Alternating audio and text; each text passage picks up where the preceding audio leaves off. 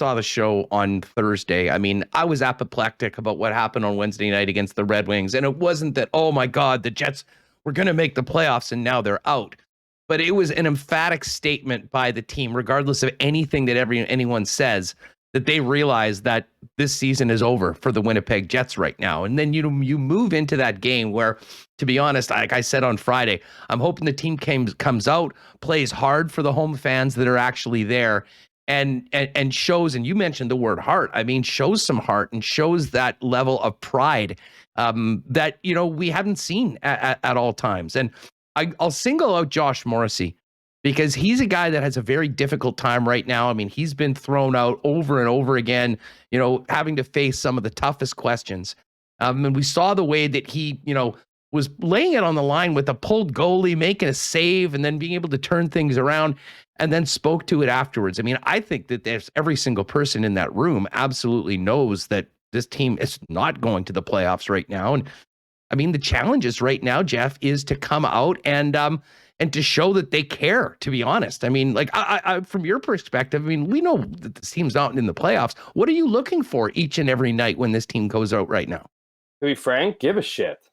You know what I mean? Like that. Exactly. That's how low the bar has gotten. I mean, if you, words are just words if they don't get put into practice. And I mean, I can't imagine being a Winnipeg Jets fan, because especially if you put money towards this team, because all this city wants, all this province wants from its sports teams is a solid effort. I mean, I honestly believe that. I mean, obviously you want victories, you want wins, but I do think that this fan base, win or lose, appreciates a hard effort. And I don't know if we've seen that all season. Now, of course, we've seen it at stages in the year, but this hasn't been a team that has been in a position and fallen. This is a team that hasn't lived up to expectations since ultimately the first week of the season. They've never caught on, beginning with a tough road trip out of the gate. And then, if it isn't too much of a schedule or COVID or, all these excuses we've heard throughout the year,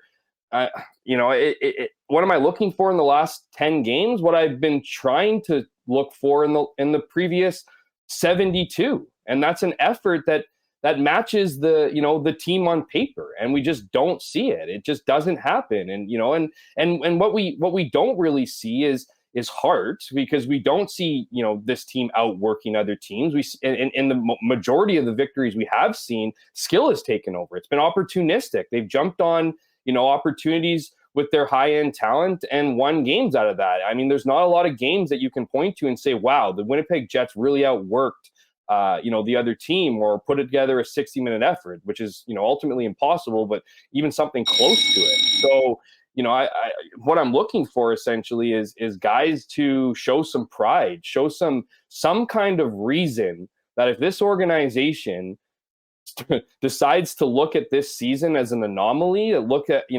all the issues they dealt with, again, whether it be scheduling with all these games, which they made their own bed, right? I mean, they postponed a lot of these games because they couldn't sell tickets, and I understand that from a bottom line for sure.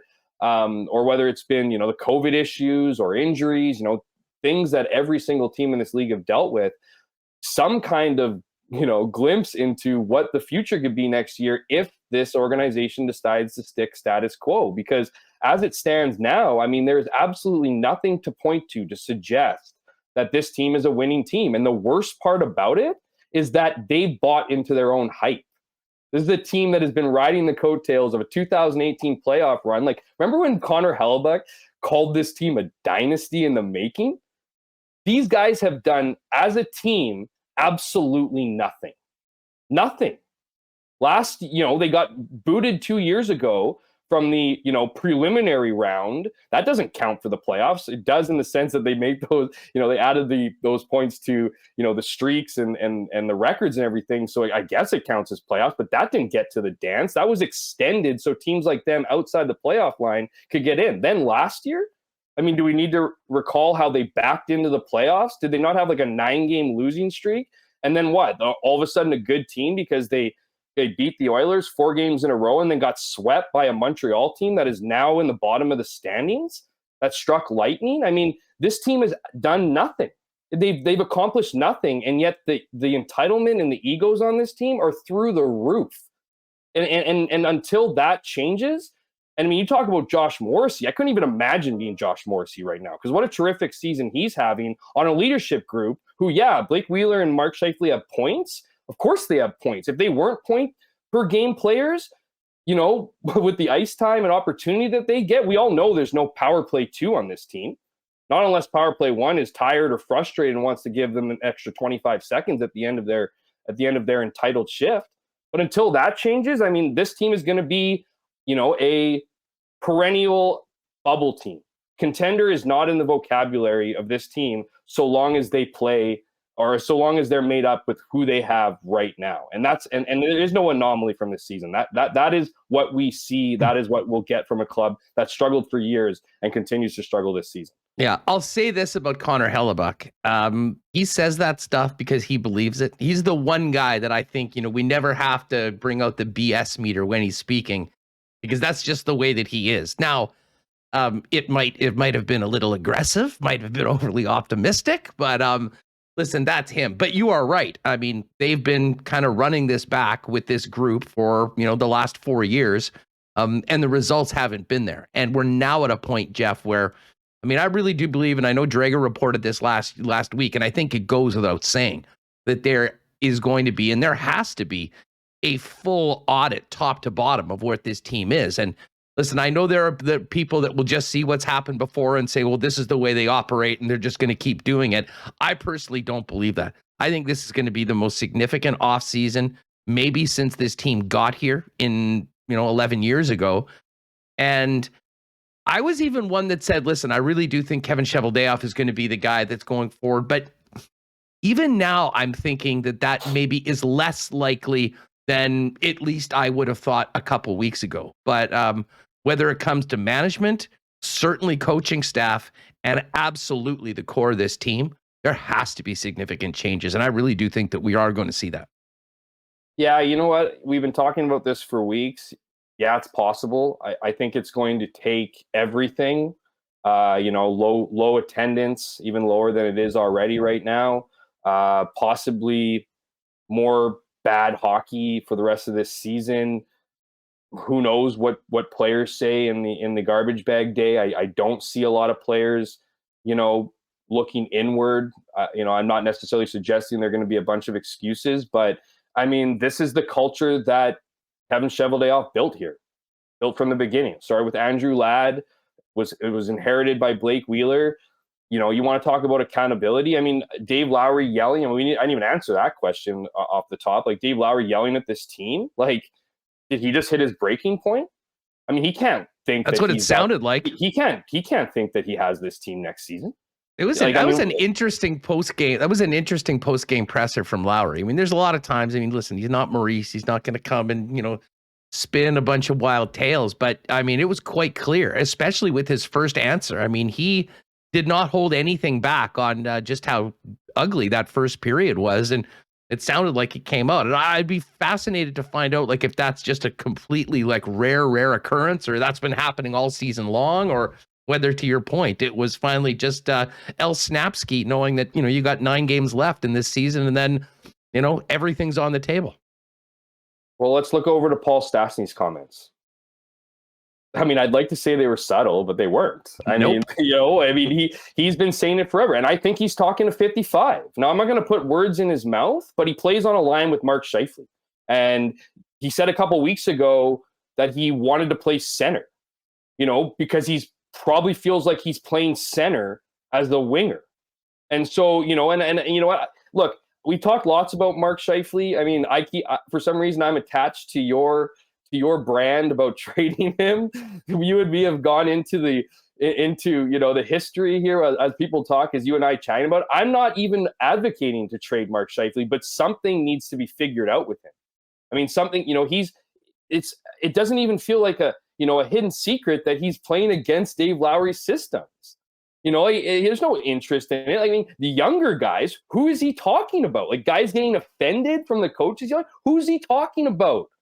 Logan Stanley? Like is he talking about Nick Ehlers? Like, is he talking about Kyle Connor? Like, he's talking about younger than him, which is everybody. But at the same time, I mean, he's talking to guys who have impact roles on this team, the guys who have fallen short beyond the score sheet. And so I think there's a real reckoning here. And I mean, you look at, you want to look at Paul Maurice's exit. I think he just had enough with this club. I think he saw a team that was impossible to reel in, saw probably the writing on the wall and where this team was headed. And I mean, I think that Paul needs to have some ownership of that, because I think he was the one that let things go wild. I think he got to a point where the accountability was now impossible because those guys got whatever they wanted, right? Because guys were never held accountable, because guys, whether, they made mistakes, were never, and mistakes happen, but, giving opportunities. This is a hierarchy-based team. There are, I mean, and I mentioned this on Kenny and Rennie's show last night, that, I keep going back to that Zdeno Chara quote when he was with Boston, about how, people asking him why the Bruins are the way they are, why every year, no matter who they bring in, when you talk about contracts and guys taking less money, building a culture, like, why would anyone in Winnipeg, like Pierre-Luc Dubois, for instance, want to go back, want to take a haircut or a team-friendly, deal? You take team-friendly deals from winners. The Jets aren't winners. Going back to the Zdeno Chara comment, when he was asked that question, he said that these rookies would come, like, these guys don't come in as first-year, second-year players and are known as first and second-year players. They're known as a piece of the puzzle, a key piece of the puzzle, understanding that if this team is going to make it out of an 82 season and make it through 4 rounds in the playoffs, they're all going to have to be pulling together. I don't think that exists with this organization. And I think if you ask younger guys, and people, I remember this last time. Well, did you listen to Eric Comrie talk about Blake Wheeler and what he does behind the scenes? Yeah, the backup goalie of the Winnipeg Jets is the guy that you want to listen to when it comes to giving the truth of a team's culture. I'd be asking guys lower, guys who have taken haircuts, guys who have, are fighting for a position, that watch night in and night out this team not succeed, or younger guys and not get opportunities. I mean, when's it going to change? It's not. And that's the problem. And this team, and like saying that, you mentioned Josh Morrissey, and I talked about how great of a season he's having. I mean, after that game against Detroit, that guy looked like a lost soul. And the reality is you have that guy giving everything that he can give, playing out of his boots after a really, really emotionally tough year. And you have a captain who has absolutely no interest in even saying the words that they're not playing well. Like, he can't even acknowledge that much. Like, it's just insane to suggest it. A guy in the past has told reporters to fuck off. A guy has told, he's told reporters that, the line, he wishes for a more positive line of questioning. When have you ever heard that from any captain on any other team? And then you have Mark Scheifele, who's also wearing an A, who doesn't want to play defense, and who so clearly does not believe in the team's vision or structure that he's now reverted to playing his own style, doing whatever he wants. And I mean, what the future holds here, I mean, holy, if I'm Kevin Cheveldayoff, I'm almost hoping I get fired, because the mess in front of him right now is almost unfixable. And at this point, it's gotten so bad, and it's like every year over year, it's like, oh, clean slate. But no, this was predictable. And I'm not going to say that, even picking up guys like Brendan Dillon and Nate Schmidt, I'm curious what those guys think. Those guys played on solid teams, teams that actually consistently year in and year out. I'd be fascinated if we can inject them with truth serum and hear what they have to say, because the reality is that this team is just feeling like they're contenders and playing like they're a non-playoff team. Yeah, I don't think they're feeling like they're contenders right now, Jeff, as they play out the stretch. Well, listen, you brought it up. I may as well get right to this. I was watching the game with some friends last night after the Masters, and listen, we know that, wins or losses right now. I mean, as I said, I was looking for a professional effort from a club that shows that they're, still going out there, working hard, all the things that we've discussed. Scheifele's been a trigger point for a lot of conversations here. We saw him get injured last night and go to the bench, and that was one of those ones we know we won't play tonight. And, I turned, and it didn't take long for someone to mention, I wonder if that's the last time we see Mark Scheifele as a Winnipeg Jet. And we'll see what happens with him playing for the rest of the season. But I think that more than ever before on any of these conversations that we've had, there's a more realistic possibility that that is something that this organization's seriously looking at. And I'll mention this to something to you right now that I talked with Remus about earlier. I'm not sure if you were online at all this week. Well, this weekend, I'm sure you were, and saw some of the ads that the Jets are pushing right now. I mean, they're doing a real push right now for, season ticket membership. We've talked about it. They have to do it for the first time really ever. There was front page paper, I think the Sun and the Free Press both had big ads. But what really stood out to me, and again, maybe I'm making more of this than it is, but I found it interesting. Like on my Instagram feed, it popped up and there was a video, and it was 4 players speaking about, becoming a season ticket member. It was Pierre-Luc Dubois, it was Kyle Connor, it was Nikolai Ehlers, and it was Josh Morrissey. And I mean, I think when we think about the core of this team going forward, it is those guys. But I couldn't help but notice that Mark Scheifele and Blake Wheeler, who have been the faces of this franchise for so long, not only not prominently featured, not in those at all. Now, there has been some other things where you get a picture or two of them, but let's face it, the messaging moving forward is not about 55 and 26. And I'm starting to really think that a lot of the things that we've talked about that are obvious to us watching, I think have been accepted by a lot of people with a lot of influence, shall we say, downtown.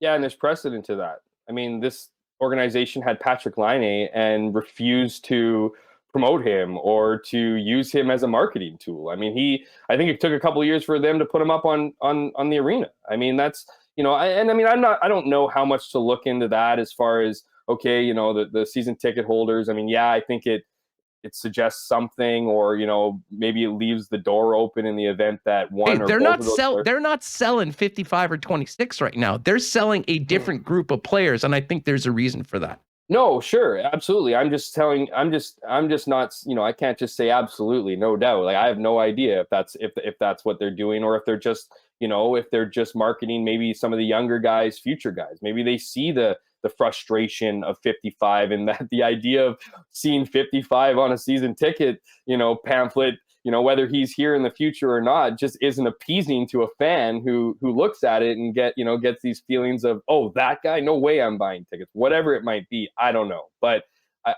clearly something's got to give.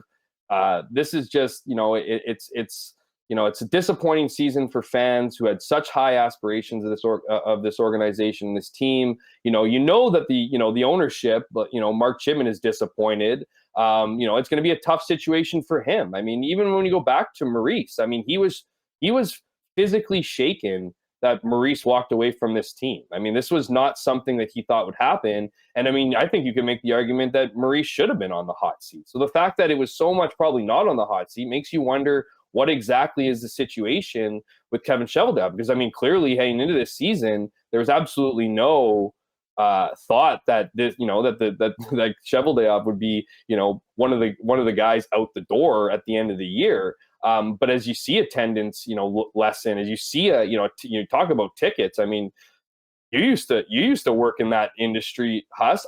The Jets didn't even have a ticket bureau, if you will. No, for years, because they didn't have to sell tickets. They didn't have anything. They shut it down. And to their credit, when they moved from the American Hockey League to the National Hockey League in the drive for 13,000, I mean, finishing up in the Moose years, I mean, you had a big group of guys that their exclusive job was season ticket sales, group tickets, all of those things, and that disappeared. To their credit, they moved people in. People weren't losing jobs. They did other things. But that is over right now, and that's my point. But my point is my point is it's just another example of they aren't going to do something until they absolutely have to do it or feel like they have to do it. Yeah, that time is now. That's what I'm saying. It is now. And if we're heading that's in that direction, sure. But I also could see this organization going, well,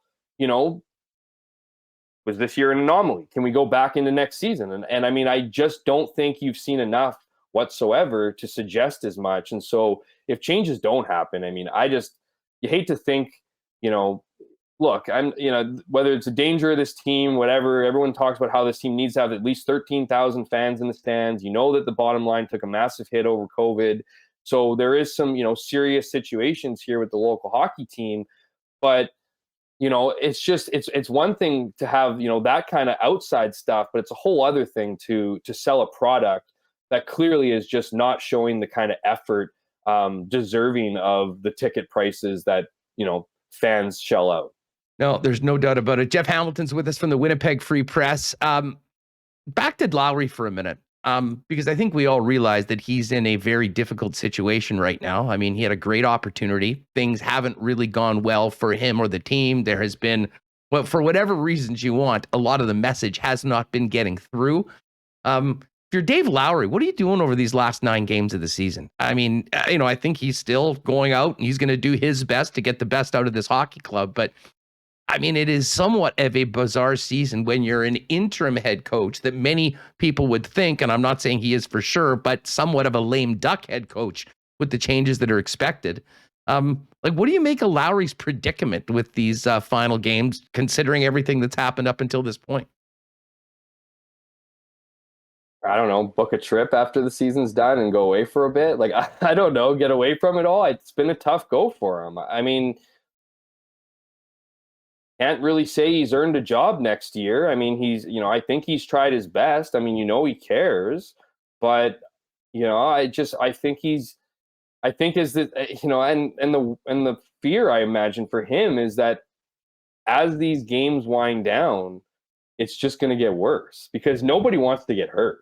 Nobody wants to go into an off season with injuries. So I don't think that the effort is going to get ramped up here over the last 8 games because I don't think the players view it, like the fans do in that, this is, let's play for pride or whatever. I think they're playing for next year. And there is some understanding to that stance in that you don't want to get injured. But I don't know. As far as Dave Lowry goes, I just don't think he's done enough. And the reality is this team is exposed in some of the worst areas. Defensively, they're lame ducks in front of their net. They don't play a system that dictates play. I mean, you're in game 74 and you're asking the question of what the Jets' identity is. We still don't have an answer. And when you don't have an identity, you don't have a game to fall back on. And so, the question will be is how much of that falls on Dave Lowry.